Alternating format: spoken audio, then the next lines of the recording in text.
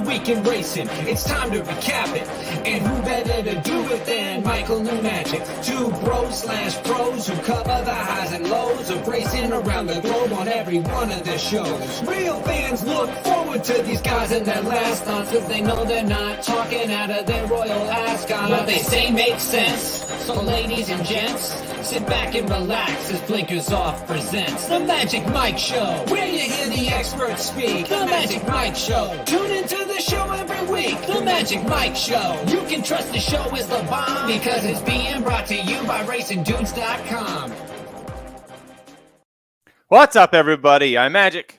And I'm Mike. And this is the Magic Mike Show, episode 367, Mr. Somich. Oh, cursed huzzah! Oh, cursed huzzah indeed. Holy cow, congratulations to our friend Geist and all the Little Red Feather Racing owners. That was, if you didn't see it, race 6, Mike, at Keeneland today. Woof, she was good. She was 6-1 morning line. Really liked that. Didn't so much love the fact she was 7-2. But, man, when she settled into that pocket, going into that first turn by herself with Irad, I was like, holy shit, she's going to win this right there. Like, I would have thrown all my money on her to win right then and there.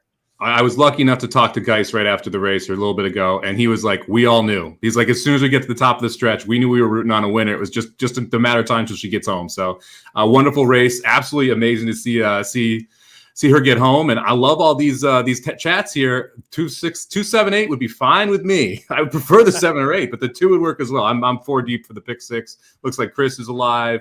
Looks like Curtis is looking for the 4, 7, or 8. So I think the 7 or 8 are double covered horses here. We might have to do a quick little hit the pause button on the show here for watching the last of Keeneland.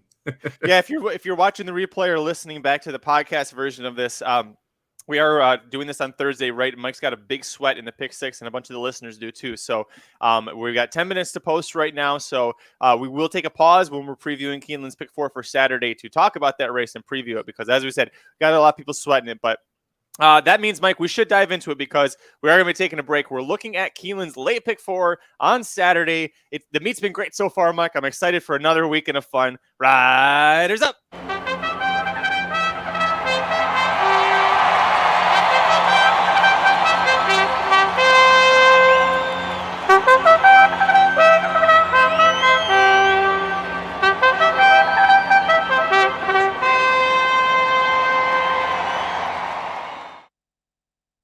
All right, Mike, kicking off the late pick 4 at Keeneland on Saturday, April 16th, race 8 on the card. This is the Giants Causeway Stakes. One of my favorite races is the meet. We've got always a big field, and we got 14 of them here. Older fillies and mares sprinting 5.5 furlongs on the grass. That number 3 horse jumps right out at you. That's Campanelli for Wesley Ward. Irad Ortiz Jr. jumping aboard, a 2-time Royal Ascot winner.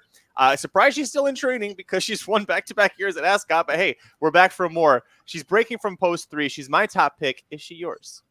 She is not. And this is an absolutely wide open race. I understand why she's your top pick. 5-2 price, I think, is a little bit of a pipe dream. I think you're going to see her go off at a much shorter price than that. And I'm going to use her here. But this race is just really, it came up super deep, and she wants to be a little more forwardly placed. There's a lot of front end pace in here. So I'm going to go to actually the horse I think is going to get the lead in here, LEZ, out of the 12 post as my top pick. She's done absolutely nothing wrong, literally, in the last 3 starts, winning them all. If you go back 4 back, she just got beat by a head by Brooke Marie. 5 back, she was on dirt, lost to Bell's the One. So absolutely no shame in those races. She always makes the lead super fast. Breaking from the 12 post won't be a problem. She's had success on this racetrack, going for 2 over the track, 3 for 6 or 6 for 13 at the distance. Horse just loves to win. And I think I actually found a pretty good spot here because I do think she can make the front. I didn't use her, and it's because I went a little chalky with my ticket, so I do have a press as well, but I figured I had to try and take a stand somewhere. And with LZ, yeah, you're right. She hasn't done anything wrong. However, I think that a lot of the horses she was beating down at Fairgrounds, they're not as good as some of what she's facing here. And the ones that are as good as her or as good as horses that I'm using, they're going to be better prices in here. So I understand why to use LZ. I thought that there was going to be a lot of speed in here, and I didn't like that she was going to be all the way out in post 12.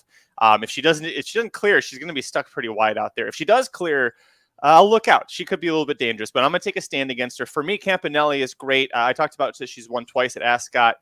Last October in that race here, it was the Buffalo Trace Franklin County bourbon something or other stakes. She got slammed out of the gate. Yes, she did. Lost all shot. Yeah. And yet she every excuse to not run.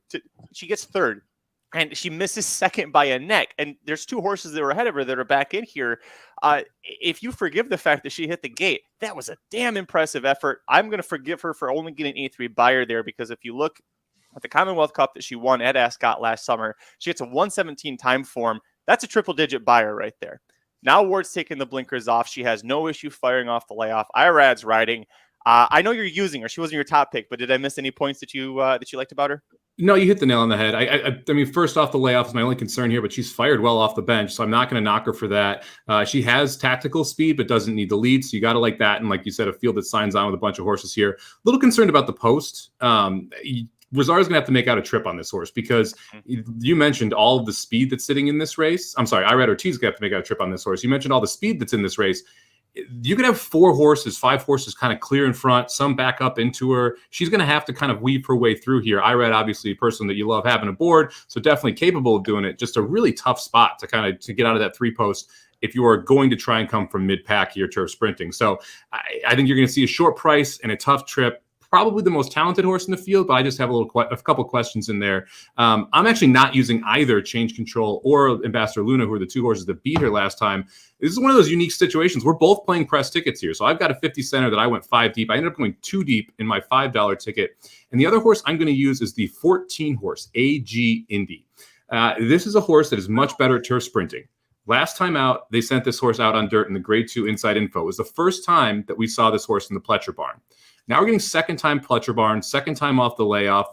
I think you're going to see a much better effort for this horse. And I talk smack about those turf horses in California, but not the turf sprinters. The turf sprinters are generally very good in California. We've seen that at the Breeders' Cup. I'm interested in seeing what AG Indy can do here, taking a step forward. And I think getting a really nice setup. You talk about, like, this one has tactical speed, but if you look at like the win 2 back, was coming just off it. You look at the win 4 back, it was coming just off the pace. The horse is able to sit tactically behind the speed and then pounce. I think the 14 draw isn't bad in that sense, because you have the tactical speed to be forwardly placed, but you don't need the lead. And I like that we get Saez aboard. So the 10-1 price on Pletcher and Saez doesn't suck either in this spot. So I'm going to go 2 deep with the 12-14 in my $5 ticket. I'll end up 5 deep in the 50 center. Kind of the same reason for me not using the 14 is that there's a lot of speed, and if I was going to use a speed horse, it wouldn't be her, but you are at least getting a better price. And you talked about she's a California horse, Mike, but that win 2 back, the $700K Maddie Stakes, that's on the Breeders' Cup undercard. There were multiple horses from around the country in that race, a lot of them fillies and mares who couldn't get into the Breeders' Cup turf sprint, including AG Indy. She tried drawing into that and didn't. There were 2 horses in that race, including Hear My Prayer, who were back in this spot. Again, for me, there's too much speed there that I didn't want to use, but you're getting a really nice price at 10-1. And finally, before I move on from her, she was owned. I think Eric Johnson and a few other guys owned her, and they sold her after she won the Senator K. Maddie. And St. Elias Stable, who bought her thinking breeding, they brought her back at age 5. So they wouldn't have brought her back at age 5 unless they really thought that there was some potential to keep making some money. I did use the 5 change of control. I know you said you didn't want to use her. I think this horse is sitting on a good effort. It's going to be third off the bench for her. 3rd time at age 6. She just misses to LZ 2 back when she was coming off of a layoff, going 5.5 at Fairgrounds. Last time out in the Mardi Gras, she hopped at the start and kind of lost all chances. This is a horse who likes to be forwardly placed and just kind of stalk behind the leaders. She had no shot in that spot. And yet, kind of like with Campanelli, not as impressively, but like Campanelli, still kept fighting, still kept coming, ended up passing, didn't gain any ground in LZ, but was able to pass other horses. So to me, that still shows that she was willing to fight and keep going. I don't love that I'm getting 4-1 on her. I was hoping for a little bit better of a price, but 4-1 for a horse that's going to be third off the layoff. And for Michelle Lovell, she is 35% in stakes races with a $3 ROI. That's pretty good. That is not bad at all. I didn't use the 5 change of control here because I feel like Campanelli covers the 5. To me, they're basically the same horse, and I think Campanelli is a better version. And that's why I use both of them. Because they're both going to have the same trip, running from the same spot. And I feel like I'd rather have Irad over CJ Hernandez, and I'd rather have Campanelli over change of control. So to me, I feel like you're almost duplicating a bullet there using both of them, and that's kind of why I left the 5 off. We've got some people talking about some prices in the chat here that I am excited to get to. I know we both used the 6-horse Jouster. Do you want to talk about the 6 a little bit, and then I'll jump into my bomb? Yeah, this kind of feels a little bit to me like reminds me a little bit of Got Stormy in the sense that she was routing, and it seemed like routing was what she was good at. And now we're going to try something different, and we're trying it at Keeneland in a spot where you've got a lot of proven turf sprinters. And Todd Pletcher has not LZ, but has another horse in here. AG Indy, that's the one. I couldn't think of her name. But I really like the fact that Flavian Pratt's jumping aboard. The horse could be sharp cutting back, kind of like what happened with Got Stormy, which she won at Keeneland after routing for a long time. And this horse does like Keeneland, won Gate to Wire in the Grade 2 Appalachian last year, the only time she's been here. And really, do you want to leave Pratt off of any tickets right now at Keeneland? The guy was 7 for 25 last weekend. No, I don't want to leave Pratt off of any tickets. And 12-1, yes, please. You nail in the head. And I also like horses that have been going longer on the turf and showing speed and then cut back. Because generally you have a more fit horse, and especially when you have this much pace up front, yes, Jouster's going to have to try a new dimension here coming from off the pace, but you get Pratt who will work out a good trip, and you have that tactical speed going 5.5 where you're going to have more kick down the lane if you're able to fire off it. And let's also not forget, Jouster's been facing some darn good horses. I mean, Technical Analysis, Fluffy Socks, Cone Lima, Domain Expertise, In Italian, Wakanaka, Note Navratilova, all graded stakes placed horses. Oyster Box. That Jouster's been facing. So I like the fact that you're getting 12-1 on the cutback with the tactical speed. I kind of agree with Curtis here. I'm in on this too. I'm surprised you're not using the 2 here. Star Divine at a monster number 30-1, I think makes a boatload of sense in this spot. First off, I like Jorge Abreu turf sprinting. He's one of those trainers who I think does a very good job. 20% with a $2.57 ROI. First time as a 4-year-old. We know I love that. This horse is bred like crazy to love the turf. Dunhill Sire on the top, Galileo Mare on the bottom. And again, this is another one where if you go back and you look at some of those races, the 5.5 one last time, winning a stakes race at Saratoga was very, very, very impressive. Came 7 wide, was able to just get up late. Abreu's pretty good off the bench, 1 for 5. So I like that as well. And you get Johnny V to pick up this mount. He rode this horse in that stakes race. I think 30-1 is just way too big for a horse that logically could take a massive step forward here, who's going to be coming from off the pace in a race with a ton of pace in it. And a course that you've seen horses be able to close on. So I feel like everything kind of lines up well for Star Divine here. And that 30-1 price, I can't pass it up on the 50-cent ticket. I didn't do much research on this horse until going in, but Illegal Smile, a horse that was that Star Divine beat by a head, has won back-to-back races at Keeneland, including last weekend for Wesley Ward. 93-92 buyers, turf sprinting at Keeneland. They're going in the gate right now for race 9. Do you want to put a pause on this? Yeah, sure. Let's watch the 9th here. Good timing on that. A lot of the room here sitting on the 2, 7, 8. And I've got the 1 as well, and the 2 looks like it can go right out. Yep. So is the 8. Pratt's on the 7, so we could just get this Pratt horse home. We could be happy. You got 2, 7, 8, 3 wide into the first turn. There you go. Well, it's been 7's going to lead now. Yeah, 7's going to take the lead. It's been interesting too because the first weekend at Keeneland, you wanted to be nowhere near the lead, and now you want to be on the lead. And it's been a very interesting flip flop kind of in that sense where it went from one to the exact opposite. Speed hasn't been as dominant today as it was yesterday, but yesterday it was just a conveyor belt on that rail.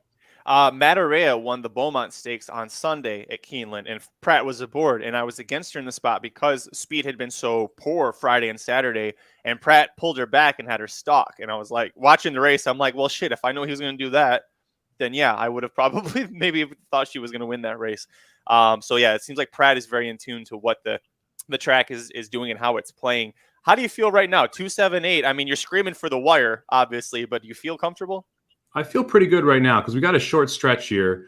The 1 horse obviously not getting it done, but it's going to be one of these top 4. And the 4 horse is obviously the only gotcha here for me. The 2 horses got a nice spot there. It's going to be whether or not or how much we got left here on the 7 and the 8 because you feel like the 8 looks really strong right now. Doesn't look like he's going to. She is going backwards there. No, it hasn't really been asked yet. And like I said, this is the short stretch, so there's not a lot of time to catch this horse. Unfortunately, it looks like the 4 is really the only threat here, which is the one that beats me. But I'm feeling pretty good about this 8 getting to this wire first. Come on. Yeah, you need that first wire. If it's the true finish line, Mike, I think the 4's got you. But we're getting close. No, here's that short stretch. Bam! There we go. Congratulations. Everybody in the chat had it. Congratulations, everybody in the chat. And Mike, that is honestly a perfect transition because we hit all of your 5 horses. We hit my 2. We're going into the mile in the 16th Grade 3 Lexington Stakes, the second leg of the late pick for Saturday at Keeneland. This is the final Kentucky Derby prep race of the season, 20 points to the winner. So you see a couple of horses in here, like Ethereal Road, like a Tawny Port, like In Due Time, who are on the outside looking in and want to get those points, or I should say in Tawny Port's case, can the horse actually run on dirt? We'll find out here. Where are you going on top? Oh, man, look, I felt like I kind of have to go with In Due Time on top, who I think is probably going to be the controlling speed, also coming out of the toughest races. Had trouble last time we saw In Due Time. I really like this horse in this spot. I like a couple prices. So in the 50 center, we're going to try and spread out a little bit, but I'm going to single up In Due Time in the $5 ticket. I think if In Due Time doesn't get the lead, In Due Time is going to trip out, right? I mean, he's going to be sitting in that second spot in the pocket or right outside the speed and be able to go right on by, kind of like what we just saw at Keeneland. So I feel like In Due Time is going to fire here a pretty big bullet and I think get the job done. Yeah, that's my top pick too. I mean, Paco's back aboard. Simplification had a nice third in the Florida Derby, which flatters his form. And you can argue, maybe Simplification wins with a different trip or something, but still, it was a good effort. Yeah, I don't see any reason. I don't see why you don't use this horse unless you really don't want to use 3-1, and he'll probably be less than that. But in terms of what we've got class wise, he stands out just as high as anybody else here. So I'm with you on that one. How deep did you end up going in this race? I went 4 deep on the 50 center. I singled up In Due Time on a $20, $5 denomination or base ticket, but I ended up going 4 deep here, and I got a little kooky with it, man. I'm not going to lie. Second pick in this spot. Kind of surprised I'm saying this, is going to be the 3-horse We All See It. This is a horse that's going to be stepping up big time, coming out of a 59 winners of 1 allowance at Fairgrounds. But I was really impressed by the race this horse ran. Gunfighter ran 3rd in that spot. If you go 2 back, face Zozos and Barbosa, it has faced some pretty good 3-year-olds here and seems to just get better and better and better. And that last race specifically, I thought was very, very good. And it's one of the horses I think is going to sit a really tactical trip again. I don't see a ton of speed in here. I think you want to be, in the top 4, really heading down the lane. And this is a horse I think is going to sit right behind that first flight of speed and get first run. I'm a little scared that last number isn't accurate because the time form and the buyer both are significantly higher than any other race this horse had run. However, if we're able to repeat that race, We All See It is a logical contender here at a 15-1 morning line. I went back and forth on this horse. I didn't use him, but I also did this with the morning line. I'm looking at this at 15-1. I think I'm going to add this horse on because what you said was pretty true. I mean, that race 2 back was really bad. But it was one of those things where it was almost so bad compared to the rest of his efforts that you just kind of scratch it off. So I like that. I like the fact that, this horse, when he gets to the front, can hold on to it. You see that race when he broke his maiden in Indianapolis or Indiana. Luis Saez picking up the mount. That was kind of what caught my attention too. And I was like, all right, okay. Like Eddie Keneally's got a second and a third and 2 starts so far that breeding wise, you would say the horse should be able to handle a mile on the 16th. And if Saez keeps him forwardly placed, excuse me, we just saw in race 9 here at Keeneland, which I love how this turned out. At mile on the 16th, that finish line is the 16th pole. Early, it was 2-4-7-8. Top 4 late, 2-4-7-8 in that race. So you need to be in that top 4, like Mike is saying, if you want to have a shot. So I'm going to add the 3 onto my ticket here. You want to go in order and talk about the next one you're using here? Yeah, sure. So next in for me here was the 10-horse. I'm going to go to Dash Attack. I'm kind of surprised I'm using this horse, if I'm being completely honest, because I have not been very high on Dash Attack. If you watch the show, you probably have heard me talk some shit about Dash Attack, in fact. And I'm not a huge Kenny McPeak guy. We've talked about that as well, mainly because I get confused by where he places horses often. But this is one of those scenarios where you go back and Dash Attack, obviously very good over the slop. Those by Munnings, those first 2 races look great. You go back and you watch the 2 at mile and 16th efforts, and the rides by David Cohen left something to be desired. We'll put it that way. And so when you're switching from someone who I can be a little critical about with the trip we got 2 straight races, and we're going to Flavian Pratt, who gives every horse he's on a chance to win. It's a huge upgrade, and I can't pass up on 10-1 on a horse that seems to have talent that I can point to specific areas where the rides hindered the horse last 2 times out, and now is getting a massive jockey upgrade. Yeah, I don't know if you know this, but Flavian Pratt was 7 for 25 opening weekend at Keeneland. I think you want to leave? Do you want to leave Pratt off your tickets? Because I don't. Yeah. Listen, here's the thing. I'm with you because I went originally was 2 deep. I'm 3 deep now. But I liked this horse because of the jockey change, specifically to Pratt, because he showed with Zandon that when he's got a horse with tactical speed like Zandon did, which by that I mean he's push button when you say, hey, move here, do this, do that. I really think Dash Attack in his first 2 starts showed that he can be tactical, and I'm with you. Cohen didn't give him that exact same ride, I guess we should say. One of those times I know Dash Attack was platooned like out in the parking lot with his draw. But we've looked at the weather too. Obviously, if you look at the form, Dash Attack looks better if it's wetter. It doesn't look like it's going to be a wet track, but if that happens, I mean, he might almost become my top pick because that's just what makes him even better. But we definitely agree on the 2 and the 10. I'm going to use one other horse in this spot, and I'm actually go to the 5 horse, Howlin' Time, for my other buddy, Dale Romans, who I rarely use. But so hang on. Mike Somich is using Kenny McPeak and Dale Romans together in a Kentucky Derby prep race. Just wanted to make sure we've got that clear. Okay. Where my top pick is a green horse ridden by Paco Lopez. So Paco, yeah, I know. I like both of them, but it's very odd that a top pick in a Kentucky Derby prep is green with Paco. Look, Howling Time is a horse that this is second off the layoff. And to me, that was a big part of this. The Fountain of Youth effort, it was just kind of a head scratcher. He ran up into the pace, but was still in 9th or 10th the whole time around. Never really fired. We're getting back to Kentucky where Roman seems to do a little bit better. This horse had a nice start to its career. Won 2 races impressively, then was in that Kentucky Jockey Club, ran 4th to Smile Happy, Classic Causeway, and Rite of Barrio, or ran 5th, I'm sorry. But again, has tactical speed. And to me, this is why I think this horse is worth using at 15-1. Tactical speed, second off the layoff. This horse could fire a big one if it's able to sit right behind and make a nice move around the turn. I'm not as confident in Howling Time as I am the other 2 longer shots. And like I said, I'm just going to single up in due time on the $5 ticket. But I do respect this horse, especially if it can take a step forward here second off the layoff. If you're willing to forgive that effort last out in the Fountain of Youth. I think this is a horse that can hit the board 3rd or 4th. I don't see him winning, but I think if he gets if he has the tactical speed from when he was younger, from when he was 2, I think he's got a better chance. Joe Talamo has been ice freaking cold at Keeneland. He's now 0 for 14 through today, so he only had 1 mount. I don't know if it's because Keeneland is so tough, or it's because he's paired up with Dale Romans, or what's going on, but he is not having a good start to Keeneland. He's due, man.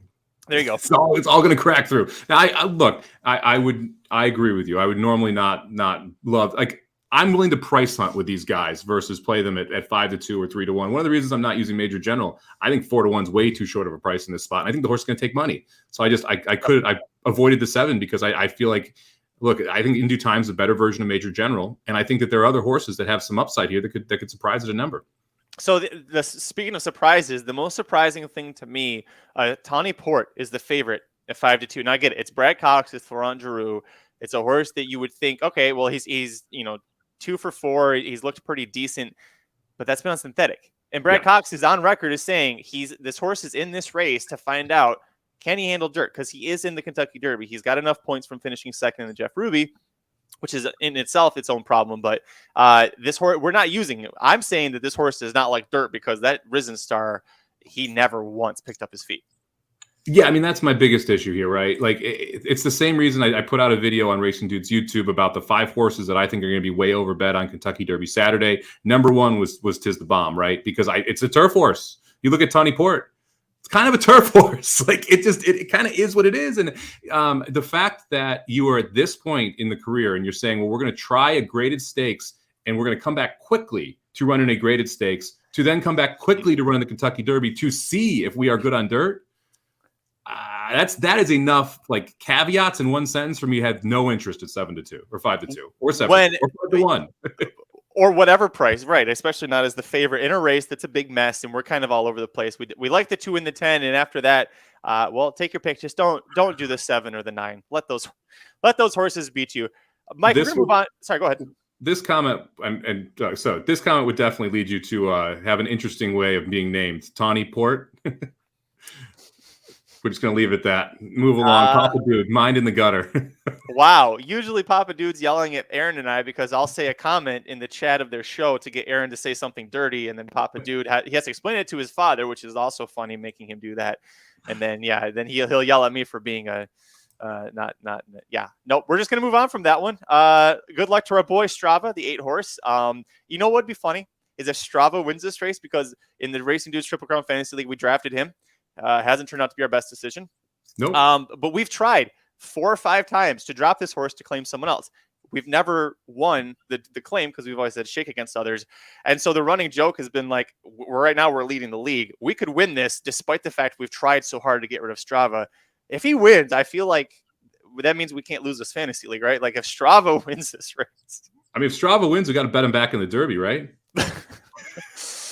Let's move on. This is a race that from a quantity perspective isn't the best. It's actually the worst of this entire sequence, but quality-wise, the Grade 1 Jenny Wiley Stakes, the penultimate leg of the late pick 4 Saturday. It's just beautiful, Mike. 6 older fillies and mares going a mile on the 16th on the turf. Well, maybe. The one Scarabee is cross-centered to run Friday, so we don't even know. It could just be 5 horses. Chad Brown has won this race 4 times. Tied for most all time. Pretty good. He's also got 2 horses in here who might be pretty good. That's the 3 Shanasara, your 6-5 morning line favorite, and the 4 Regal Glory, the 7-5 second choice, who's done nothing wrong. And I'm honestly surprised that she's still here because she got her Grade 1 victory 2 back, and then she won the Pegasus World Cup Filly Mare Turf. I don't know how it gets much better for that horse, but hey, this is going to be a fun race. It is. I mean, this is kind of what Chad Brown does. Is he has these older fillies and mares that just keep getting better and better and better, and they become superstars for him. And I think that Shantasara is the next superstar here. I think Regal Glory kind of holds the torch, and I think this is when that torch is passed over. And that's saying something because Shantasara won the QE2 Cup last year, which is no race to like shake your nose at. So, and that was over this Keeneland course as a 3-year-old. Now we're going to get first effort as a 4-year-old. Generally a spot where you see Chad Brown take massive steps forward. Chad Brown fillies specifically take massive steps forward early in their 4-year-old season, again, early in their 5-year-old season. I also think this sets up better for Shantasara. Regal Glory, like there's a decent amount of pace for a small field, even if the one defects, which, by the way, if I'm Jonathan or Jack Sisterson, bye-bye. I don't want any part of this race. You're 7-2 second choice in that other race, by the way. Yeah, I'm out of here. Like you have 4, maybe 5 legit horses in here, and you've got 3 of them that want to be forwardly placed. You're going to have Navratilova, you're going to have Regal Glory, and you're going to have Lady Spitespear, all forwardly placed. I think Size is going to be aggressive with Lady Spitespear. All of that helps Shantasara set a better trip. And then on top of that, we get Pratt, who in these type of races, I think is invaluable because he is not going to let her get too far back. He reads the pace well. He's going to understand when he needs to go, how he needs to go, and he's going to understand the turf course exceptionally well. And that's what separates Pratt. And this is a Pratt love fest, but that's what separates Pratt in a lot of these spots is that he's able to really take in the overall surroundings and situation of the race and then be able to make the right decisions internally in the race to set the horse up to be in the best possible position. Irad's very good at that. Jose is very good at it. But when we see it on grass, I think you're just going to see a different game coming from Pratt. I'm singling the 3 in both the 50-cent and the $5 tickets. I think Shantasara is going to be an absolute superstar. You know who also thinks that? Besides Trish Smith, who I agree with, and I also believe that, Chad Brown is on record saying that it is reasonable to map out an Eclipse Award-winning season for Shantasara. What? Okay. Yeah. She's facing older horses for the first time. Okay. Flavian Pratt, undefeated in 3 starts on this horse. Okay. Yeah. I don't know if you know this, Mike. Flavian Pratt, 7 for 25 opening weekend at Keeneland. I don't know if you want to leave him off your tickets. I don't. I'm interested to see if you can say that stat 7 times in this show since we're now at 3 already. So, I think 7, sorry. My other issue here is that if I did go too deep, I would use Regal Glory. And if you've listened to the show or watched the show enough, you know I'd have no interest in using a 6-5 and a 7-5. That's just long-term a very bad idea in ticket construction because you're essentially losing equity in a leg by using 2 horses that are both sub 2-1. Even though, yes, it can get you through. Overall, it's a bad plan long term, and so I if I'm going to lean toward one over the other, it's Shantasara here, and I hope that Regal Glory doesn't beat me. But I'm excited to watch this race because I think it's going to be absolutely spectacular. Absolutely. And by the way, if you want to watch this race, we're going to do the reaction to it over at youtube.com/racingdudes. If you haven't yet, go watch some of those instant replay reactions. It's a lot of fun. You can see how we are when we're at the track. We're reacting to this stuff. It's a lot of fun. I'm going to agree. Listen, great minds, great named people think alike. Curtis, you just got to play the 2 Chad Browns here. I agree with you, Mike. Long term, it is bad idea to go 3-4 and move on. But, I mean, look at Regal Glory. This isn't just any Chad Brown. I mean, I thought for sure she was going to be the favorite until I saw the morning line. I was like, all right, word's out on Pratt, apparently. So, I'm going to go 3-4 here just to move on. But Shantasara was my top pick here. Yeah, I'm just absolutely going to go through it. By the way, I don't mean to be mean here. Where's Irad Ortiz Jr. in this race? Chad Brown's got 2 and a grade 1 at Keeneland. Where's Irad? This is just I'm really interested to see how this plays out as we go back up north. Do you think Chad was like, I'm firing you until you get a better haircut? No, I don't think he's firing him. I mean, he was on Oakhurst today, so we're not going to fire Irad. But I will be very interested to see who gets the first call. If it's not Kalleward, we'll just put it that way. That's very true. Yeah, Kalleward is Lloyd Christmas all the way. But we're going to move on. 4th and final leg of the late pick 4 sequence at Keeneland on Saturday, April 16th, race 11. Back on the dirt. 7 furlong tricky distance optional claiming sprint, 11 older males. This is a great betting race for sure, Mike. It's a fun sequence. I'm just thankful that we for once have a pick 4 that doesn't end in a state bred maiden claiming turf route race that's overdrawn. So where do you want to go on top? I mean, this is just a banger, man. we got Ducali in here, who we made fun of about his, being in some of those big time races that we just knocked at Saratoga, including that 97 winning effort. And we talked about that for all summer. You got Violent City in here. Soup and Sandwich shows back up. Yep. I mean, it is a banger. I'm going to actually go to the 2-horse here, Escape Route on top. And this is a play based on how the track is going right now. I think that you could see the 2-horse wire this field. We're coming out of 6 furlong races, so I think you're going to see Escape Route be forwardly placed and have enough in the tank to hopefully get the job done. I like the fact that Irad's actually ridden this horse twice, which is interesting because it has run only in California except for its first start at Keeneland, where it ran okay, but not wonderful. But Irad wins with it over a November 29th weekend, so that's got to be what? What weekend would that be? That was Malibu weekend? No, that's Del Mar. So that would be like Matriarch weekend. So he's out there for something, but he picks up the escape route mount. And then you see the November 27, 2021. Again, you see him out at Del Mar riding this horse. Both of those efforts, 1 win, 1 second. So he knows escape route well. Horse has been forwardly placed. I think this is your speed of the speed. I think escape route goes right to the front. It's tough to catch. Both of those would have been Matriarch Stakes weekend. So big grade 1, like Del Mar's big fall turf festival. That's like their big day. So great point on that one, because you're like, why? I rode this horse twice before. Wasn't my top pick, but definitely going to be a horse that I use here. Mark Glatt doesn't usually ship horses. They don't always do that well when he does ship them, but his best game is dirt sprinting. When he ships a dirt sprinter, that's when I go, okay, Dr. Scheibel, great example, right? Matt, that horse didn't win in Dubai, but he looked really great. You're like, well, Mark Glatt knows what he's doing when he's going dirt sprinting. So I agree with you on that one. Who's the next one you want to use? My other must-use was Highly Motivated. I used the 2 and the 4 and the $5 ticket here. I think Highly Motivated makes a ton of sense in this spot. I'm a little concerned it's first off a layoff and that we're coming back on allowance. We talk about it all the time on this show, how this is a great time to beat these type of horses. Rarely are they fully cranked up. This looks like specifically we're coming back at 6.5 when this horse was last seen going 1.25 miles in the Derby.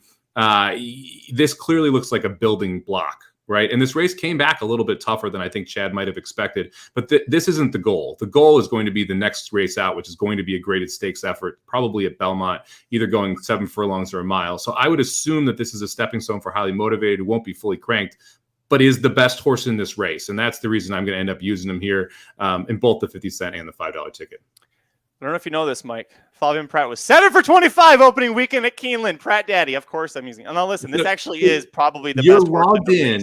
You're logged into a different YouTube page and typing things in the chat so you can pull it up. This is getting a little ridiculous. That's how much I love Flavien Prat. Yes. No,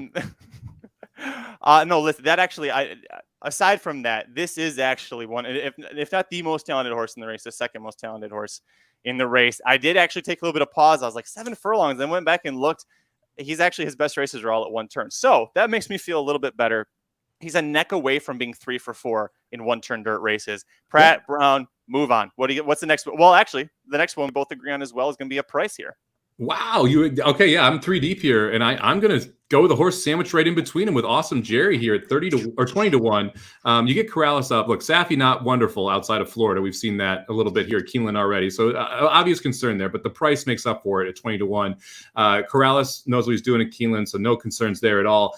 This is a horse where you saw him improve quite a bit throughout the 3-year-old season, comes out first time as a 4-year-old, and he faces a really salty allowance group, including Prevalence, who ended up coming back to win and beat, who was that? Nashville, I think, last time out here over the Keeneland track last weekend. You also had Chocolate Bar and Soup and Sandwich in that spot. If you go back and you watch the race, I don't love the ride from Paco. I thought that he didn't give this horse a great chance. He was hung wide the entire time. I think the mile might have been a little bit more than we want to go here. I think cutting back to 6 or 7 furlongs sets up very well for Awesome Gary, who has races at 7 furlongs that are good enough to win this, assuming we take a step forward second time out as a 4-year-old. I love me some second time out as a 4-year-old angles. This one hits it like right nail in between the eyes. I think the 3-horse sits a pretty good trip here, has enough tactical speed to stay close, which is what we want, but enough kick to be able to get home afterwards. So I'm going to go 2, 3, 4 here, see if we can close it out with a big time price.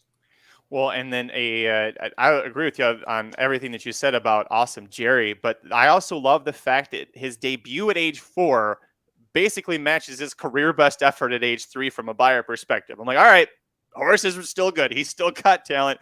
And yeah, it wasn't the best effort. It's also crazy. This horse hasn't won in like a year and a half. He hasn't won since October of 2012. Yeah, that's a year and a half. But he's literally, so he wins 2 straight to start his career, and then 10 of his next 11 starts, or 11 of his next 12, I forget 10 of his next 11, they're all stakes races. So the horse, he was facing really good horses every single time, and really no breaks at all in 2021. Finally gets a break, got some rust to clean off. Paco, not the best ride. Yeah, I'm with you here. I really like the fact that this horse is stepping forward. We're still at the optional claiming level. We're not dropping anything. And we came to Keeneland. Could have stayed at Gulfstream because championship meet's over. We can beat up on some easier horses. Nope. We're going to Keeneland, Mike. I love it. Yeah, me too. And hopefully we can get a price home. And I was price hunting here, I kind of like Violent City a little bit for Leparoux out of the Ian Wilkes barn. I think that horse has a shot at going to the front and could be dangerous if he's able to make the lead and clear. So I think Violent City is interesting at 12-1. And then one that got mentioned here by Trish in the chat as well, I think is interesting. The 1-horse Pain I looked at for a long time. I ended up not using Pain. Look, I love Raylu. Love me some Raylu. I think he's going to break through it at these bigger tracks here shortly. My biggest issue was the trainer here. Pain's, all the races I can point to that say Pain's good enough to win this were in the Chad Brown barn. And we are no longer in the Chad Brown barn. So that was the reason I ended up leaving the 1 Pain off the ticket. But the talent is there. It's the question if we can re-spark or relight that fire here in this horse to be able to get back to those efforts.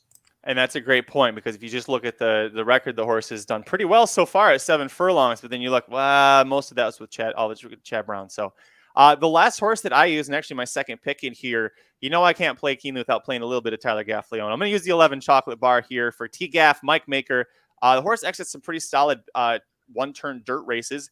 Buried Inside, lost to Collaborate and Prevalence. If those horses are in here, they're 3-5 to win this race. I like these cutting back slightly from a mile to 7 furlongs, so it could make him a little sharp. And then the 2 dirt sprints that he had last summer, just as good as the 2 that he's coming out of. So I think the horse has ability and talent. If highly motivated isn't ready to go for whatever reason, I think Chocolate Bar's got a solid effort here. Yeah, I'm not going to knock you for it. I mean, I just said Violent City has a chance, and Violent City won by a neck going 6.5, and Chocolate Bar was closing. So I can't knock you for using Chocolate Bar in this spot. I think the horse does make sense. Would need to take a little bit of a step forward, but third off the layoff is logical here. And Mike Maker and T-Gaff want to win at Keeneland. So that's a combo that usually does pretty well. T-Gaff not on Soup and Sandwich. Actually, he did ride him a couple of times last year. Yeah, I don't have any love for Soup and Sandwich here. To me, he was almost like a flash in the pan. He has those 2 great starts, to his career, and then nothing since then. I saw, where is it? Curtis brought up Santa Cruiser here, 30-1. Kent DeSormo's, he's screwed us over before at monster price. What do you think about Santa Cruiser? Neither of us used him. I think that this horse needs too much of an improvement to beat everybody that's in here. Well, I think this is the right level. I think this race just came up really salty. Sure. That was the main thing for me. I think Santa Cruiser could win a 62,000 non-winners or 2, but this group of 62,000 non-winners or 2 is not a normal one. I mean, look, we didn't talk about Ducali. Ducali has numbers that are good enough to win this race. It has the best, maybe the best buyer, maybe second best. I'd have to go through everything with that 97 maiden breaking number. Ducali adds some to it. I think Soup and Sandwich is interesting, but I think this is too short for Soup and Sandwich. He's not fast enough to go this short, but he's not fast enough to be a 2-turn graded stakes horse either. So there's just a lot in here. And so you're going to get everything. If you like Santa Cruiser, you're going to get 30-1. Definitely use the horse. For me, I thought this was kind of turned up a little bit too salty. There were too many directions I'd go before him. I mean, we've got the horse that's 8-5 favorite that was a neck away from beating Essential Quality last year. That's how tough, and this is an allowance race. Like, that's how tough this is. I agree with you. It's not a terrible spot, but good God, highly motivated. I use the 1, 4, 8, and 11 in my pick 4. Oh, in the finale at Aqueduct. Sorry, I had to say that for the podcast listeners. They're going to be like, wait, he just said he didn't use Chocolate Bar, and that's the 11 horse. No, that was in Aqueduct here. All right, that's going to do it for this episode of the Magic Mike Show. Thanks for joining Mike and I to go through Keeneland's late pick for Saturday, April 16th. They have a little bit of live Keeneland Thursday action sprinkled in there as well. Thank you so much for joining us. And if you hit that pick 6 with Mike, congratulations. We're going to go ahead and give out our tickets. It's going to get a little funky because we got a little bit different things. Mike, I'll go first. 50 cents. I'm going 3-5-6 with 2-3-10. With 3-4, with 2-3-4-11. That's $36. And then there's a $10 Pratt Daddy Press ticket, 6-10-3-4. If you want to just play all Pratt horses, it costs you $10. And if that hits, Dash Attack in the middle of that, that's That'll pay. That'll pay. I'm going to play a 50-cent ticket. I'm going to go 2, 3, 6, 12, 14 with 2, 3, 5, 10 with 3, with 2, 3, 4. And then I will play a $5 ticket. We're going to go 12, 14 with 2, with 3, with 2, 4. That'll cost you $20. So I'm $50 into the sequence total. This is going to be a lot of fun. If you are playing, let us know below in the comments. We'd love to hear from you. Let us know if you agree with us or not. Sorry, wind's blowing, there's doors slamming. All there's crazy things happening in Los Angeles today. I'll tell you what. We didn't talk about it before, but are you worried about Wesley Ward he's not as hot as he tends to be with Keeneland? This year's been a little bit of a struggle for him. I think that's a little bit of an exaggeration. I mean, he won for him. He won at 17-1 in a turf sprint. Obviously, we saw Golden Pal come back. He won the 2-year-old race today. He had 2 horses that didn't break in the 2-year-old races, and if you don't break in the 2-year-old 4.5 furlong in Keeneland, it's game over. So I think that Wesley Ward's demise is being a little bit overplayed right now. All right, I saw him in the chat there. Actually, he's the one who was asking you about Aqueduct. So let's go over the rails, Mike. No antics of any kind except speed, and there we go with the antics. Over the rail with you, my love. That never gets old. I love it. Listen, we're going to bring him up here. Geist, congratulations. If you missed it, Oakhurst in race 6 at Keeneland looking like a stake horse. It was nice. Initially, we thought we were going to get a price. She was 6-1 morning line, and her one win was pathetic. So I was like, hey, awesome. That's great. She was cut down to 72, but she still won. It was really great to see. Yeah, I mean, she took a lot of money and obviously deserving to take that money. I mean, the horse ran absolutely phenomenal. I know they're planning on sending the horse hoping to send the horse out on Oaks Day next start, going right into graded company or stakes company. So it'd be fun to follow Oakhurst. It's one of those examples, and we talked about it. Chad Brown's better horses at Gulfstream are running on the synthetic. So you want to look for Gulfstream synthetic form to translate over into the turf form, because to me that's a big giveaway on where he likes the horse, because of the way that synthetic course was playing and how Chad trains. They just kind of fit very, very well together. So even though the number came back pretty bad, still able to win for fun today, which is nice. Oh man, I hope you bet this 8 horse. I think we're about to get an 8-1 shot home on top. Where's the 1? Oh, we're not going to. Yeah, we might get the super at Aqueduct. It's going to be 8-11-4, and the 1's trying to split late. Oh, it got shut off by the 3. Well, anyways, Oakhurst is going to be targeting. Sounds like the Grade 2 Edgewood Stakes, which is May 6th. That's Kentucky Oaks Day, all part of the Kentucky Derby weekend. It's going to be a big race, a lot of fun. That whole weekend, I've been this excited about Derby Oaks weekend in a while.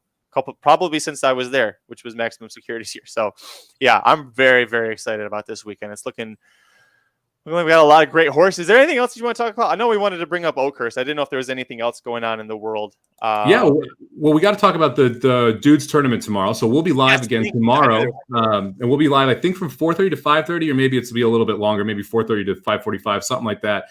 We have the second Racing Dudes tournament challenge. So if you're a subscriber on the Racing Dudes website for any of the premium picks, so Somobombs, the Rockets, or anything, it's a $10 tournament. It's available in your dashboard.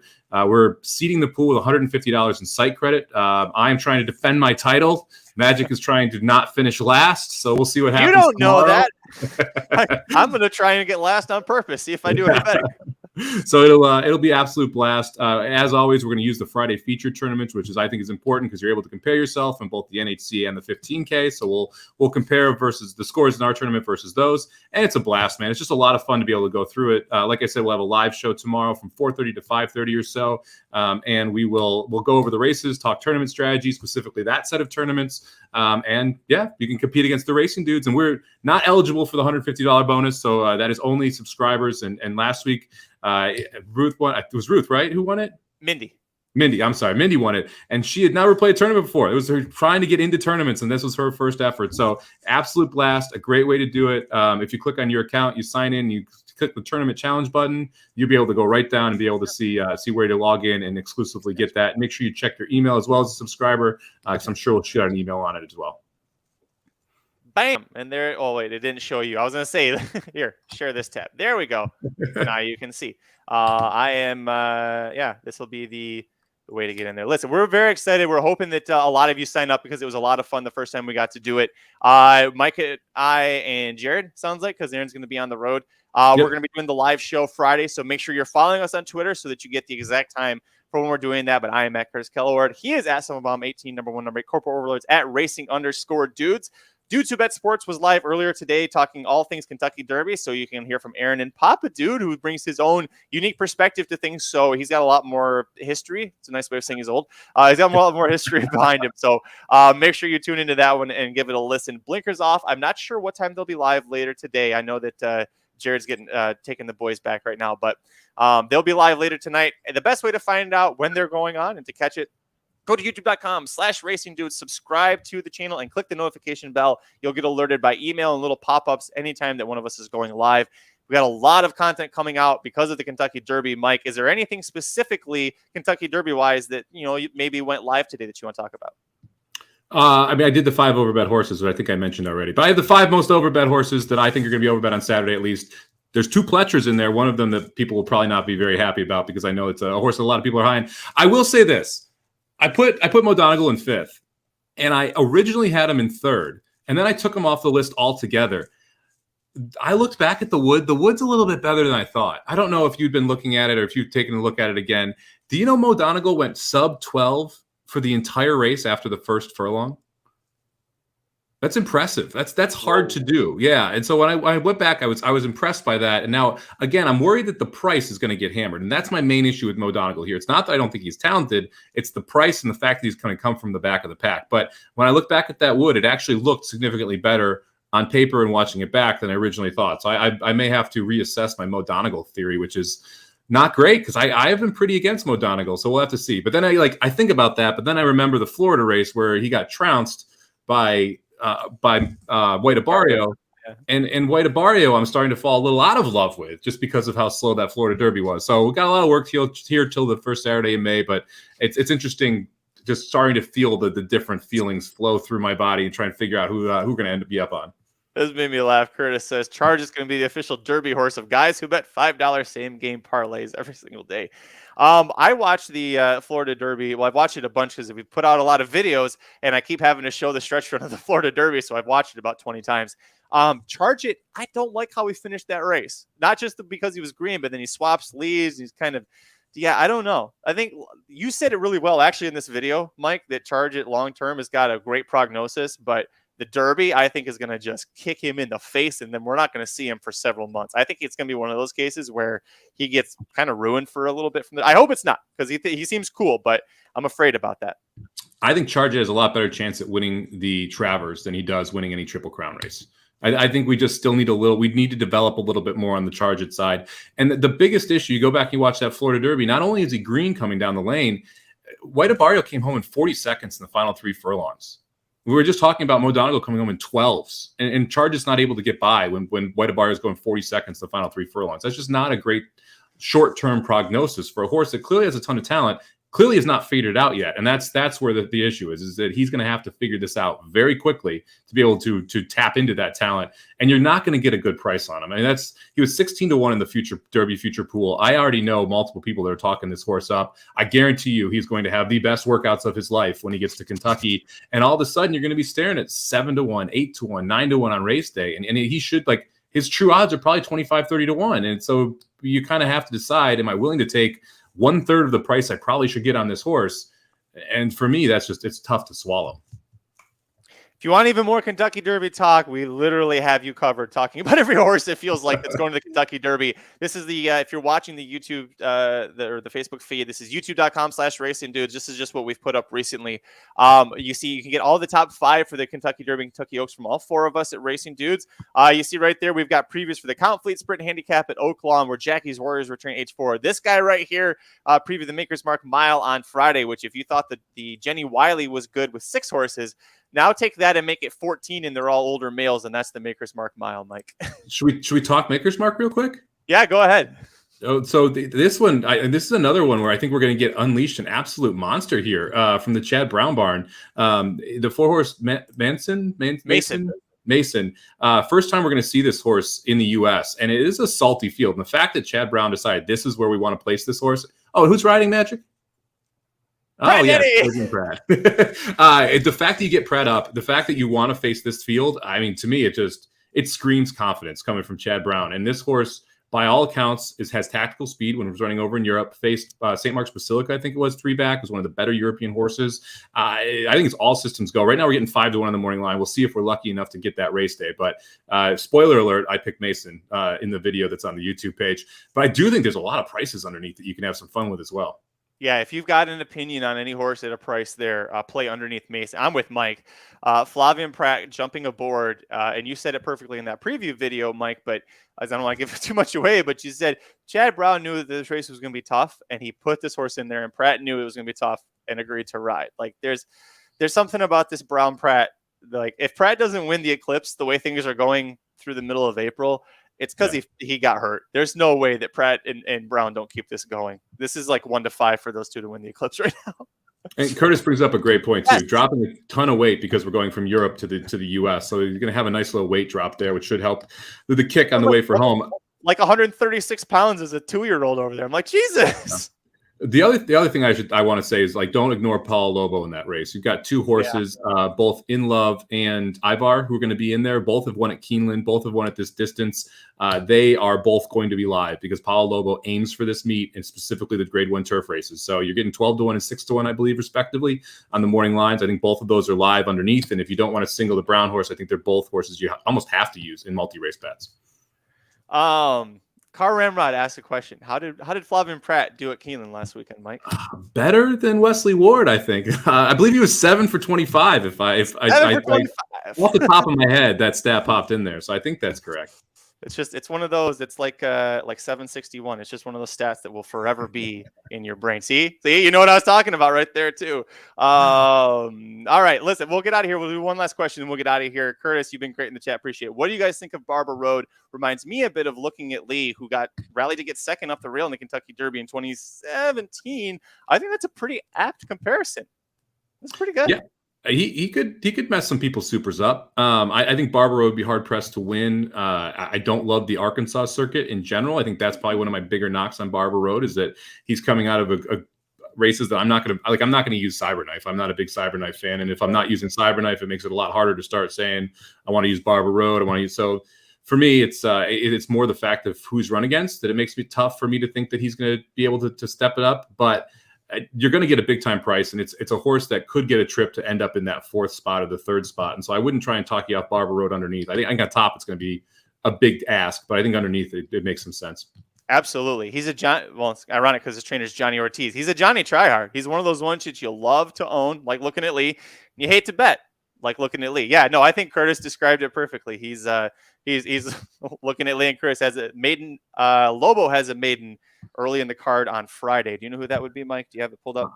I can figure it out pretty quickly here. So just give me Ashley thinks that Donegal is Looking at Lee. I'm gonna see. Ashley, I like you, but I'm gonna disagree on that one. I think Mo Donegal can win races. That's the problem. Like Looking at Lee just couldn't. Jared's been banging the Mo Donegal Belmont drum for a while here. I think that's probably a little more realistic. You don't think he's going to get the distance? Realistic? It's just the Belmont. You need a horse that can be more forwardly placed than that. That's why I keep banging the drum on blinkers for that horse. Give me one time blinkers on that horse one time. Let me see what happens with him. I think that could help him win the Belmont. So Lobo has 2 in the second race that both have started before. Quality Star, he says.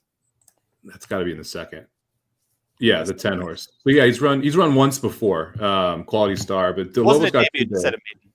Yeah, I wouldn't be shocked if Lobo's got 3 horses in turf races tomorrow outside of the mile. I wouldn't be shocked if you have at least one other winner in there. Paulo Lobo going to have himself a day. Curtis Manlow is guaranteeing Quality Star will win the second race Friday at Keeneland.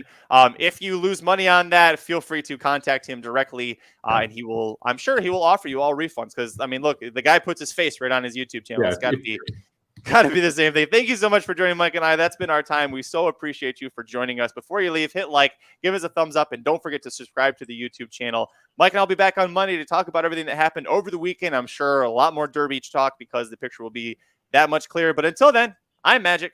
And I'm Mike. Good luck this weekend. Have a lot of fun. Get drunk. Have fun betting horses. We'll see you Monday. We'll see you tomorrow. We will see you tomorrow for the Racing Dudes Tournament Challenge. Thank you, Mike.